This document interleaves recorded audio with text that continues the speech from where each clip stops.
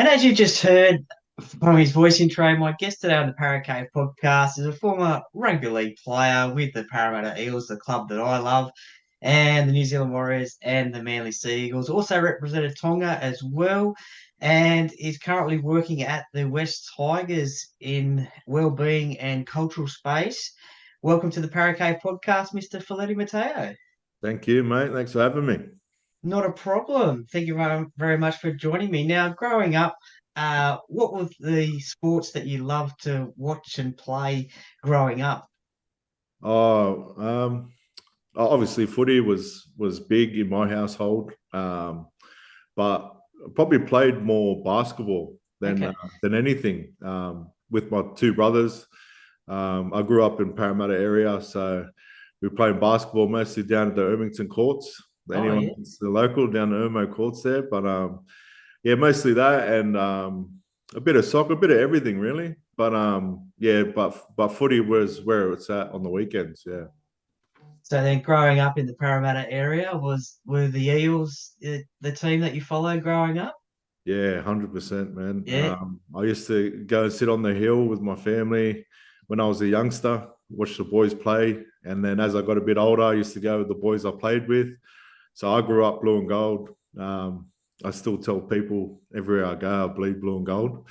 My oldest daughter's a big Paris supporter as well, so Nice. I'm still working on the younger two. But yeah, blue and gold since day one, man, for sure. Nice. Who were some of your favorite players watching grow up play? Uh, well, my earliest memories were of Jim Dimmick. Oh, Um, yeah. he was my favorite player growing up. I used to shave my head to try and be like him as well. And then you had like Jason Smith. That era of those boys when they came over from the Dogs, that was sort of my earliest memories of para players. And I tried to shape my game around those guys, but watching them, man, they were my favorites. And then yeah, lucky enough to come through and be a part of the club as well. Yeah, no, definitely. Was it playing for the Australian Schoolboys in 2003? Was that how you sort of got discovered and then ended up at Parramatta? Um, well, I played in the Parramatta local comps. I was actually lucky that I ended up at Parramatta because my first couple of local junior teams were in the Balmain competition. So Okay. I could have ended up being a Balmain junior. But All right. Yeah. yeah, lucky enough, when I was 14, I went and played for Layla Park Cookers, and we ended up putting together a pretty good team there. That we won about 3 out of 4 competitions. So I think it was that team that put me on the map in terms of started playing Harry Matthews footy through that team, Okay. and then SG Ball, and then I came through the system. So I was always a Parramatta junior, and as a junior, we used to talk about it still now. Like Parramatta was always the club that did it the best, whether it Okay. be gear, like all the ASICS gear you got. Yeah. We used to joke about wearing it up at Parramatta Westfields after school, full kit from head to toe in Parramatta Eels gear, and that was always special to us as kids. And then, yeah, I think coming through, and then I was lucky enough to play in the schoolboys and whatnot, and all those representative teams. But I wasn't always like that. Like when I was 15, I remember I tell people often now where I'm now, like it was the teams that I didn't make that made the Okay. biggest impact on me. Yep. So when I was 15, I didn't make a New South Wales team, and when I was 17 as well, I missed out on the Origin game there, and they're the games that stuck with me, which probably gave me the most drive to sort of push on. And as I turned 18 and then went into Australian schoolboys, I was lucky enough to play that, and then from that it was the under 19s Origin and junior Kangaroos at the end of 2004. So yeah, but I was just really happy, grateful that I got the opportunity to be a Parramatta junior, especially like with those things that I said, how well we're looked after as a junior player coming through the system. Well, you end up making your first grade debut in 2004 against the Melbourne Storm. Was first grade everything you thought it was going to be like? And what was that experience like for you, your first grade debut? Yeah, I actually told this story last week on the Okay. Tigers podcast, and I just remember everyone telling me how fast it was going to be, or how much faster it was going to be than like reserve grade. And um, on the week of, I got brought in for a video session with my good mate Ben Smith. Yep. Um, and we were watching. They popped in the video and started watching players on Melbourne, and I thought I was getting dropped. So it was a nice surprise to be told that I will play in that week, and I was really happy that I got to do it with Benny as well, because we spent a lot of time together as youngsters and through the system as well. Benny coming down from up north, and yeah, that game was pretty special. I flew my parents down, Para did, and I told a story about Corey Pearson being my roommate for the night, Okay. Yeah. And I apologized in advance for my snoring. He such a nice guy. He let me sleep and went to try and find another room in the hotel Okay. so he Yeah. could get a good night's rest. And then because the hotel was sold out, he ended up coming back and just putting toilet paper in his ears. So that was the night before, and luckily I got through that. And I remember the game. My mates back home said to me, "You got to do something when you get out on the field so we can say, oh, we told him to do that." And I said, "Well, what can I do? You know, there's not much you can do on the field. I'm not going to wave to the camera or something." So Yeah. Yeah. they said, when you have your first run, you got to get up, and whoever's that marker, you got to push them.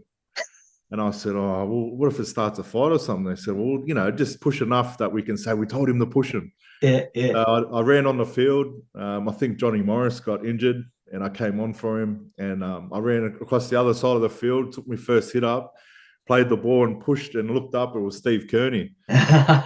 So I got my stuff and got out of there quick smart. So Yeah. Yeah. yeah, other than that, I just remember it being real fast and yeah, memorable night and something I'll never forget. Now, why the change to play in England in 2005? Was there a falling out with Brian Smith at all? Um, well, at the end of 2004, I had surgery on my calves. Okay.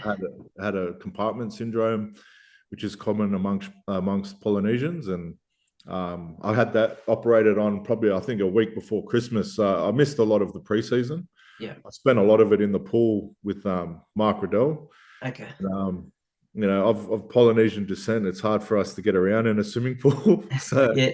I learned how to swim quick smart, but I had a slow start to the year, and I probably played my first game round 3 or 4 in Jersey Flegg, and um, with after playing first grade, you obviously think there's going to be a lot of promise, and Yeah. I started slow, and I don't know how it came about, but the opportunity come to go on loan to England, and my Okay. mum's English, so I was able to get a UK passport, which I did. I travelled down to Canberra and got a passport, and within a week, I went over to London. And the plan was always just to go over there, play a different style of footy, maybe a chance to grow up a little bit. It was the first time out of home.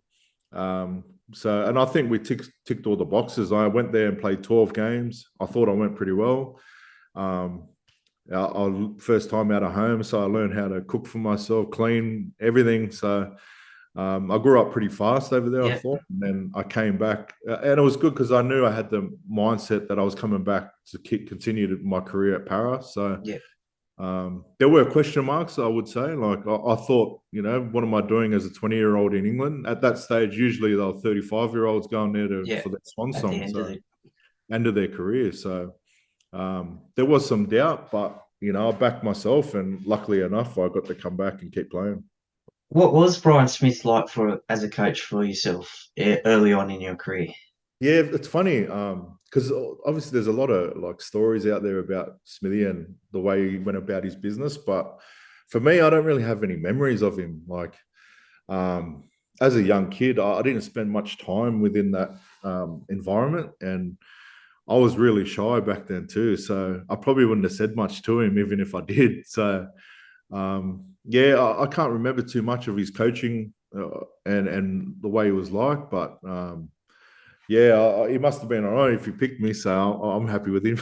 Yeah, yeah, no, that's for sure. Well, 2006 must have been a special year for yourself because you represented Tonga for the first time. How special was that? Oh yeah, like Tonga is right up there for me. Just like debuting from a club that I grew up for loving was really special, and then my Tongan side as well is what. And it's a struggle that like I'm a half caste Tongan, so a lot of half Yeah, caste because you can get considered to be not Tongan because you're not full Tongan, and but once you put that jersey on, all that goes away. And yeah, that was really special playing for Tonga. And I tell all the boys now, I just share experiences, and man, some of my fondest and proudest moments were playing for Tonga. And yeah, just really special, really special. they're certainly coming a long way these days. We've seen in the 2017 World Cup, I think it was, even last year's one as well, and they've beaten Australia recently as well, a few years ago now. But they're Yeah. certainly getting a little bit stronger these days, and it's good for the international game. Yeah, it is. It is. I was super proud. I actually shared a tear when we beat Australia a few years ago. I just think from knowing the struggles, like there were years there where we played for. Like, there was one year we played for free, um, Mm, and like you still feel like a teenager. Like we're just playing for the gear. Like we're playing for the jersey. Like we're yeah, happy to get the kit and just being together again, having the opportunity to represent your country. So just seeing where we've come from, I think, like for guys like myself and guys that I played with, like when we talk about it, it's knowing where we came from to be able to beat a team like Australia is a David versus Goliath yeah, story, you know. definitely.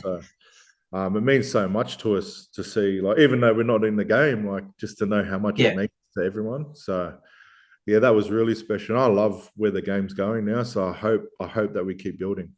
yeah, for sure. Let's hope we get some more international games playing. Now, you played a lot of positions throughout your career. You played 5'8", second row, lock. Was there a favourite position that you played throughout your career? One that you wanted Um, to always play, or were you just happy to fill in for the team in whatever position needed? yeah, I always get asked this, you know, like were you a lock or a 5'8", but I, Yeah, I think I preferred 5'8", because most of my game was built around attack. So yeah, just having the freedom to roam wherever I wanted to was what I really enjoyed. But then when I played in the back row, I played with a lot of good halves, so they would like get me early ball on the fringes, so it would sort of highlight my game a bit more as well. So for different reasons is why I like different positions, but um, I guess just having the ball in my hands is what I yeah. enjoy the most. So however that happened, that's how I like to sort of showcase what I had.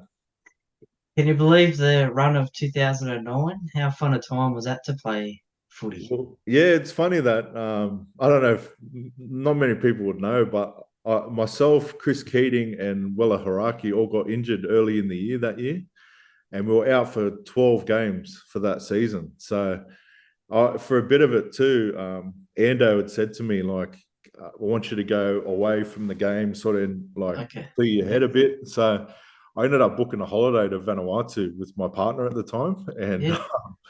I was pretty naive, I guess. I don't know what the word is, but I booked it a bit late in my recovery in that year, and I was sort of expected to come back to full training, and I already booked a trip from Yeah. what Endo said to me. So Endo was a bit nervous. He said, "Mate, like he was worried about my weight, and he said to me like, if you come back a certain thing over for every like 100 grams or something, it's going to be a fine."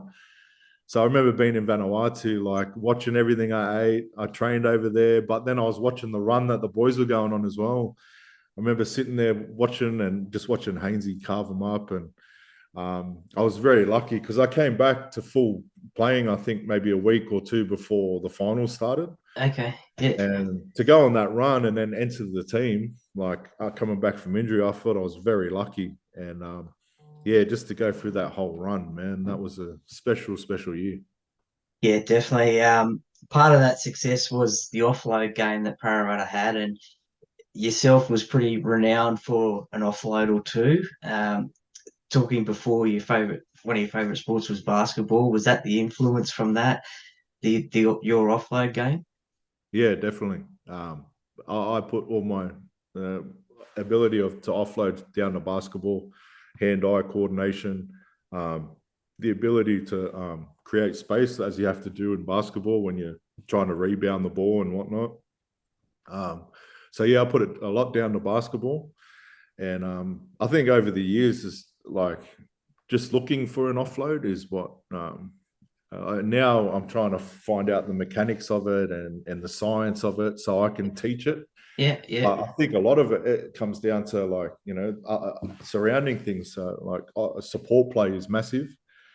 Decision making, creating space. Like there's a million things that can happen to make it happen. So, but I think just looking for it is the biggest thing. Like looking for an opportunity.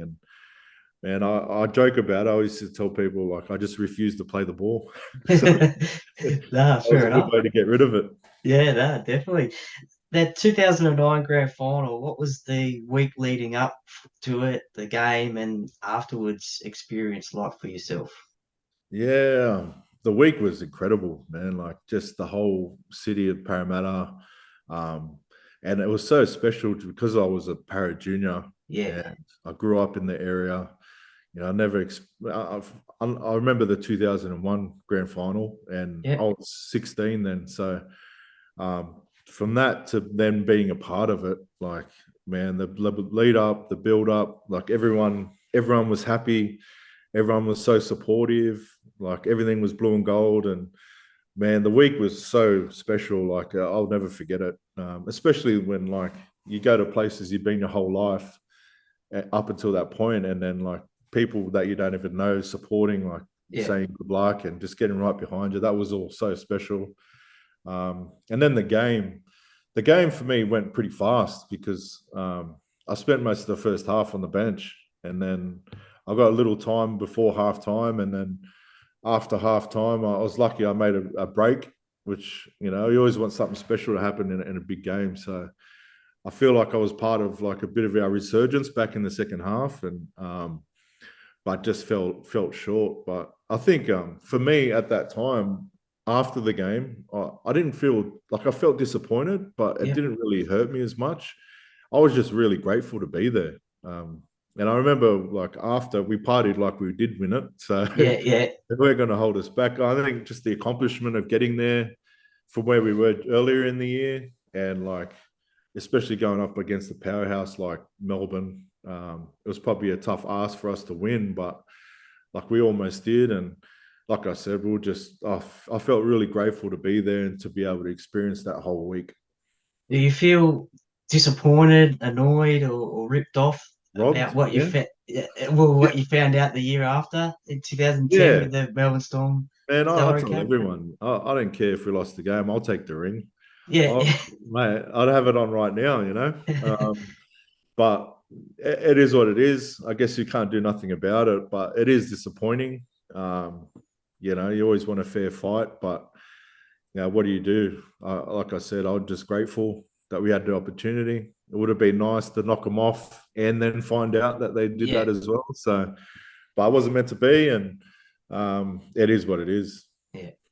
No, fair enough. In 2010, the Eels failed to make the finals. The year after making the grand final, we see this year the Eels struggling a little bit. They're outside the eight at the moment. How difficult is it the next year to go back to the top of the tree, make the grand final after making it the year before? Yeah, it's tough, eh? Like I remember that 2010 year, and it's I think it's the expectation. So Yeah, yeah, a lot of what you deal with isn't actually on the field. Like it's mentally, and I think for us, we had a generally pretty young side. I think in '09. So to back up and then expect to be top four team after a grand final loss, it's probably like the outside pressures that you have to deal with. So I reckon that's probably what took its toll on us. And, I think we just missed. I think maybe we had our chance against the Warriors in the last round, I guess. But yeah, I think probably the outside pressures got to us in 2010. yeah. No, it's certainly showing this year as well. It's a little bit difficult to get there. You mentioned the Warriors there. You end up there in 2011. Um, What was it like playing Parramatta in round one against your old teammates? Yeah, it was funny. It was funny. Because I didn't want to leave Para. Like that was the biggest thing for me. I wish I could have stayed there and been a one club player. Like I said, I grew up as an Eels fan, and some things happened behind the scenes where like people were telling me that they wanted me to stay, and then I found out that wasn't the case. Okay. So that's why I ended up leaving. And yeah, round one against you look at the calendar and see that we got Eels first up. That was pretty exciting because my first game as well for the Warriors. So um, yeah, I remember being real angry about losing that because I wanted that one. Yeah. But it made it worse when Hainsey kept coming at me, like we kept going at each other. And then towards the end of the game, I don't know if I dropped it or something happened. He's undid my laces too. I felt like kicking him. So just a bit of banter between mates. But yeah, that hurt me, that loss. It hurt me a bit. Yeah, yeah, no doubt. Well, the Warriors make the grand final in 2011 as well against Manly, and yourself and Krishnan Inu are in the side for the Warriors. Having played in that '09 grand final together, were you two like the leaders of the Warriors team having that grand final experience? um, yeah, from my memories, I can't remember really like leaning on that experience, like going into 2011. I guess we probably shared a bit of what to expect media wise, like just the hype around it, because Okay, yeah, that's what can really shock you is what's expected of you through the week, especially being coming from New Zealand. Like, man, you never see that sort of coverage. Like, no, and then when you get to Sydney, like pretty much everyone was going for us as well. So that was cool, like to have the support.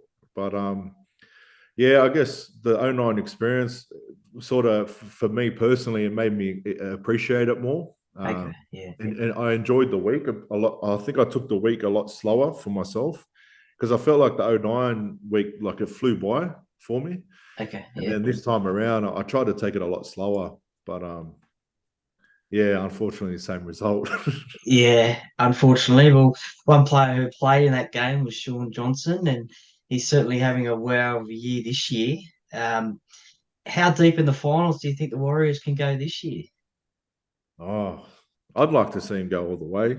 Yeah, I'm still good mates with Sean, and I sent him a little video message about his 200 games he's played for the Warriors, and the biggest thing for me about him is when guys reach milestones for 200 and 250, 300, things like this, they're usually scraping through, but he's going through pretty much at the peak of his playing. So yeah, that's what, to me, I said to him is the most, I guess, exciting for him is that, man, he's played 200 games for the Warriors and he's playing his best footy. So I said to him, you better sign for a few more years because you're doing well. So, but in terms of the team, man, I just love the balance they got. I love the roster. I think guys complement each other. I think what Dylan Walker's doing off the bench is providing another dimension to their game. yeah, It takes a lot of pressure off the halves with his ball playing through the middle. And then I can't. For me, Adam Fanua-Blake is the best prop in the game. I know we have our Payne Haas's and that out there, but I think the body of work that he gets through in a game, his minutes he plays, and how much damage he does. I think if you ask any current players about what they think of him, I think yeah, they'll have some put him in high regard. And I'm lucky I played with him at Manly in reserve yeah. grade there. And I know I used to get him to terrorize hookers and halves there. So I can't imagine what he's doing to him now with so much more experience under his belt. And what he's doing now is special, special. Well, you mentioned Manly there, and you played at Manly as well. And a couple of players that are still running around these days is Daly Cherry Evans, who just recently celebrated his 300th game, and the Turbo brothers as well. Uh, how much do they mean to Manly? And also, do you think we'll see the best of Tom Trbojevic, even though he's suffering these major injuries of late? Yeah, I think that's a tough one for Turbo. See, because I'm not a part of that, you don't really know behind the scenes, like Yeah, how his body is and whatnot. But I know, like these days, there's the best medical care out there. So, um, and knowing his commitment too, I know he will be giving everything to try and be on the field as much as he can, and he won't bow out without a big fight. With his body, and but what he does on the field is incredible. Like I was lucky that when I was there, he was coming through as a NYC player, and at that time, Brett Stewart was sort of a bit older as well. yeah, Snake and I were the same age, so those boys would sit out a few sessions during the week just to conserve their bodies and whatnot. So give Turbo a chance to come in. And I just remember just going, man, this kid is the real deal. Like he was special. And thankfully everyone got to see how good he can be. But I hope he kicks on. And then Jake's man, he's one of my favorite teammates yeah, I've played with. I only got a short time with him, but if someone to whack the absolute living, you know what, out of you, and yeah, then pick you up and apologise for it, yeah. That's that's it. that's just a champion bloke. Rugby league's nicest man. Absolutely, absolutely, and even like you see that on the field, he's like that everywhere.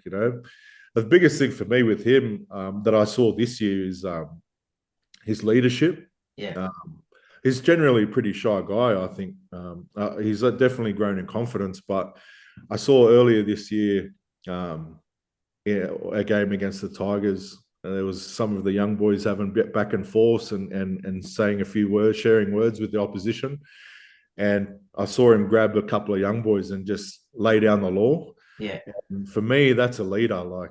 And it's probably something Jakey wouldn't have done a few years ago, but to see him develop into a proper leader, and now you see after they score tries and stuff like that, he's always in there laying down the law. And yeah, I think that's his development as a player. Obviously, being a rep player now, he realizes how important he is. And when you talk about importance to a club, like I think he's right up there, yeah, um, definitely. along with DCE, who you mentioned as well. And mate, to me, just a professional, ultimate professional. Yeah, Um, he's had a lot of pressure on him over the years, and I think he's always given 8 or 9 out of 10 for each performance. You never see a bad performance from him. yeah. Then see what he does at Origin level. There's even he rises again. So he's another one like Sean at 300. He's still playing his best footy, which is crazy. Yeah, Unbelievable. nah, it is certainly for sure. Well, you retired from Manly, retired from rugby league. How Yeah, hard an adjustment was that for yourself to retire and move back into normal everyday life? yeah, it was tough. I'm happy to speak about my experiences now. Like I went through a dark period when I retired. I fell into depression, sort of around some reasons, personal reasons that happened while I was playing with different coaches and whatnot. And I had to reach out and get some help, which I did. And I'm happy to say I worked through it all and I come through the other end. But even just career-wise, professionally, like like you're losing an identity of yourself and who you are. And that's what happened to me. I bounced around different professions. I did youth work. I've dug holes. I've done everything. So to fall back into football is where I feel really comfortable. And I found a home. And I guess when you do it for so long, like just being around that environment, you feel at home. So yeah, it was tough at the start there, and I'm thankful now that I've sort of found my feet and Yep. and and I know what I want to do now. That was the biggest thing for me. I didn't know where I was headed, and I knew from my bad experiences in footy when I retired, I didn't want anything to do with the game. So I Okay. spent maybe a few years. I spent maybe a year or two not even watching footy. Yeah. I Okay. was just so totally off it. And but now that I've rekindled that, like I know what's important to me, and footy is, um, and that's why I'm really passionate about what I do now. And you're now well-being and cultural space at the Tigers. Tell us a little bit about that role that you have there. Yeah, I'm really excited about what I'm doing now. So I look after our pathways program. So it's like pretty much from our Jersey Flag Cup down to our Harry Matthews boys. And my job's just about being out there, being a presence within our teams, because we're still across Western Suburbs Magpies and Balmain Tigers. So we got a fair few teams in our system. So it is a bit of a challenge for me to get across to everyone, but I'd try my best. I'd often a different training session every night. And for me, it's just about number one, the reason why I got into the role is so I didn't want anyone sort of to go through anything bad that I experienced, number one. And then number two is to try and prevent anything happening that kids can prevent from happening to them. Educating them on mental health and well-being. And yeah, we talk about the cultural side of it too. That's one thing I'm pretty passionate about is, creating a good culture for our club, number one, and then for players to connect with their own cultures. So obviously we're dominated, especially out west there through our Polynesian players. And for me, being of Polynesian background, I think it helps me build relationships with our players. And I try and use that to try and help boys, whether it be in education or wherever it may be, if they want to try and get into work.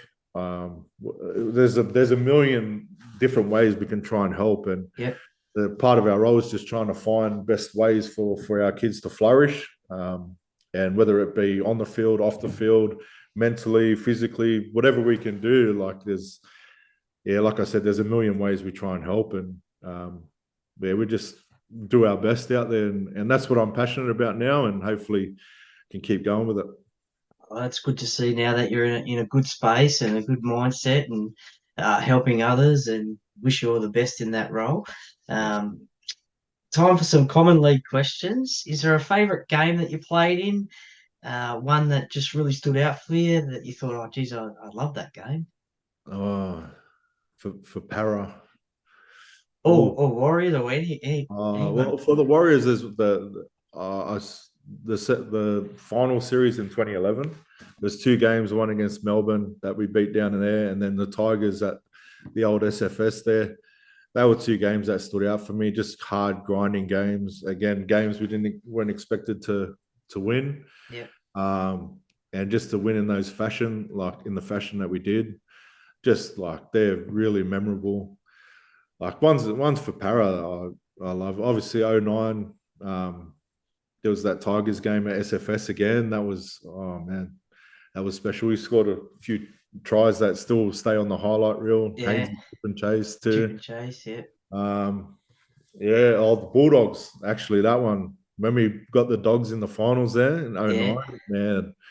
So my boss at the Tigers is Alan Thompson, who was the GM of the Bulldogs for 8 years, and he was the GM at the time. So I love bringing that up. Yeah.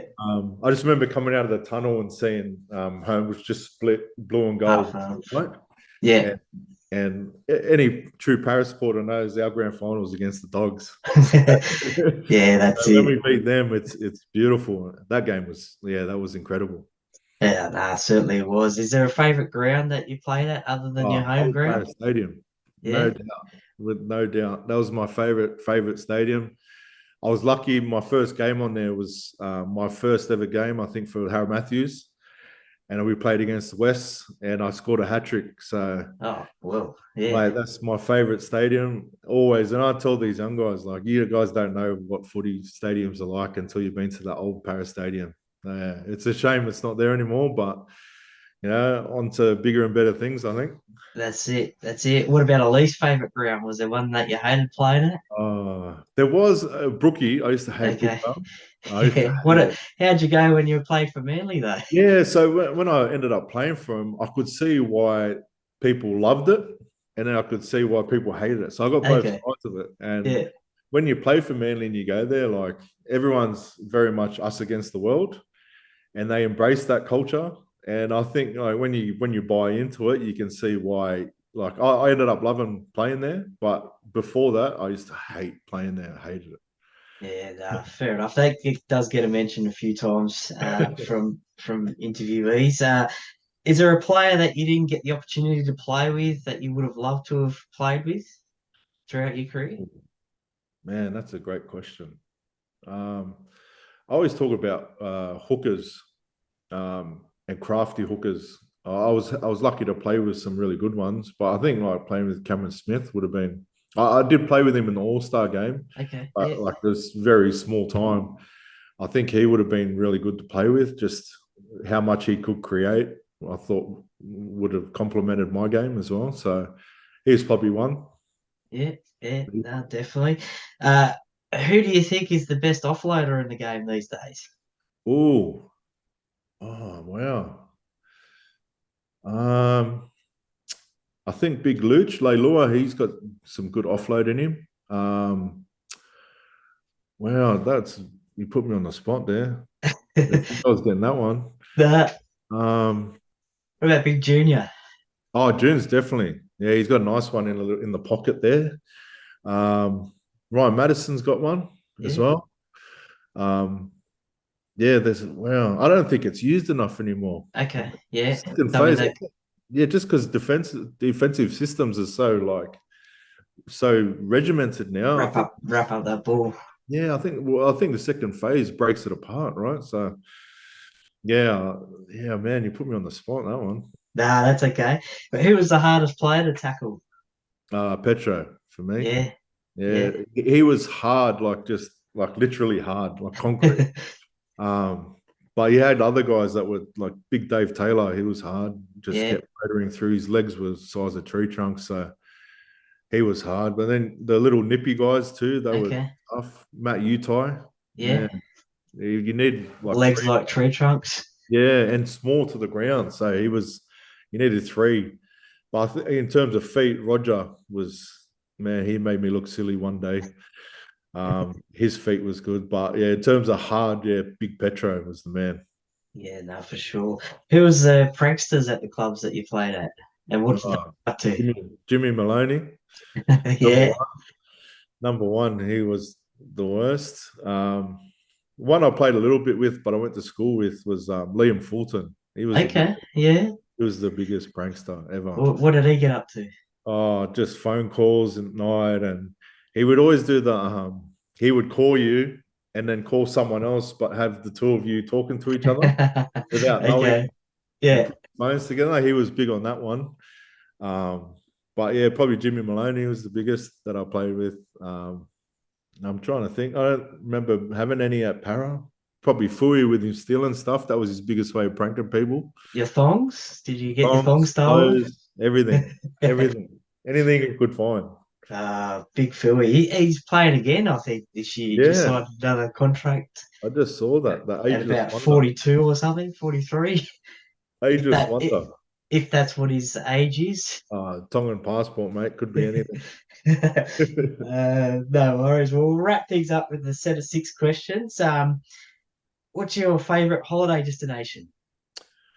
Oh, oh, I'm just trying to think where I've been with my kids. Anywhere with my kids.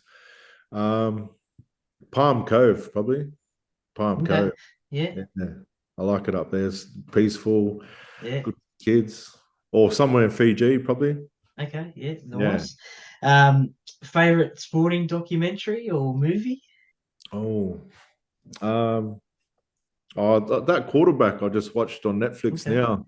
That was pretty cool. It's probably the I haven't watched many lately, but between that and the Jordan one, Michael Jordan Yeah. one, Yeah.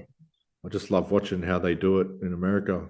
They're Yeah. just above and beyond everything they Yeah. do. That's it. Um, who would be the most famous person you'd love to meet and have a chat with? Oh, um, probably Dirk Nowitzki. It's weird, but Okay. the big Dallas Maverick. I'm a Dallas fan, Okay. Yeah. and he was my favorite player coming through when I was young, and like I've watched his documentaries and just his story, and I love the way he played the game. So he was probably one. Yeah, it's a bit of a weird one, but yeah, I just love to hear his story and hear about how he sees the game and the 2011 we won the comp as well and talk to him Yeah. about that run as well, beating LeBron and all that in the finals. I think he'd have a fair good story. Nice. Well, if he's listening, we'll see if we can sort it out. Yeah. um, what's your specialty dish in the kitchen or on the barbecue? Oh, What can something you whip up? breakfast. Yeah. Breakfast. Yeah, my kids love the eggs I cook. They like them runny. Yeah, with a bit of avocado, crispy bacon on the side. Yeah, it's something Nice. tricky. Yeah. That's it. Which three former Eels players wouldn't you want to be on a deserted island with, and why?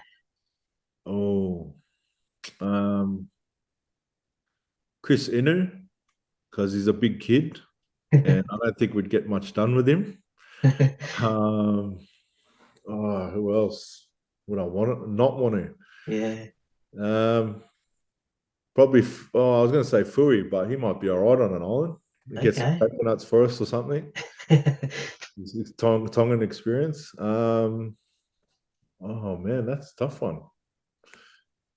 I'd go Talima Tortai because Oh yeah.